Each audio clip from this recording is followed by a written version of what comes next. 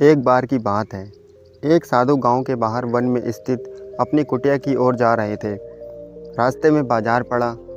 बाजार से गुजरते समय साधु की नज़र एक दुकान में रखी ढेर सारी टोकरियों पर पड़ी, जिसमें खजूर रखे हुए थे। खजूर देखकर साधु का मन ललचा गया। उसके मन में खजूर खाने की इच्छा जाग उठी, लेकिन उस समय उसके पास पैसे नहीं थे। साधु ने अपनी इच्छा पर नियंत्रण किया और अपनी कुटिया की ओर चल दिए। कुटिया में पहुंचने के बाद भी खजूर का विचार साधु के मन से नहीं निकल रहा था। वह उसी के बारे में सोचते रहे। रात में ठीक से सो भी नहीं पाए। अगली सुबह जब साधु की नींद खुली तो खजूर खाने की अपनी इच्छा को पूरा करने के लिए पैसे की व्यवस्था करने के बारे में सोचने लगे। साधु ने सोचा, सूखी लकड़ियां बेचकर खजूर खरीदने लायक पैसों की व्यवस्था अवश्य हो जाएगी। यह सोचकर जंगल में गए और सूखी लकड़ियां बीनने लगे।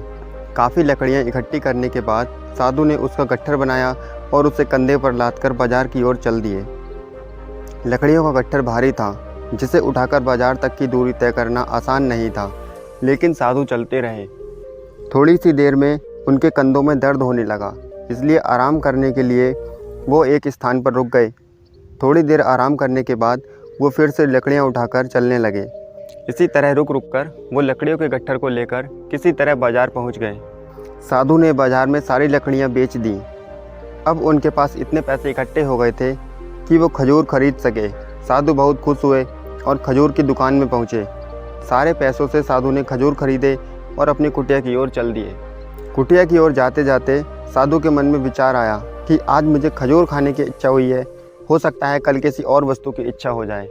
कभी नए वस्त्रों की इच्छा जाग जाएगी तो कभी अच्छे घर की, कभी स्त्री की तो कभी बच्चों की, तो कभी धन की। मैं तो साधु व्यक्ति हूँ, इस तरह से तो मैं अपनी इच्छाओं का ही दास हो जाऊँगा। यह विचार आते ही साधु ने अपने मन से खजूर खाने का विचार त्याग दिया। उस समय साधु के पास से एक व्यक्ति गुजर रहा था। साधु ने उसे बुलाया और सारे खजूर उसे दे दिए।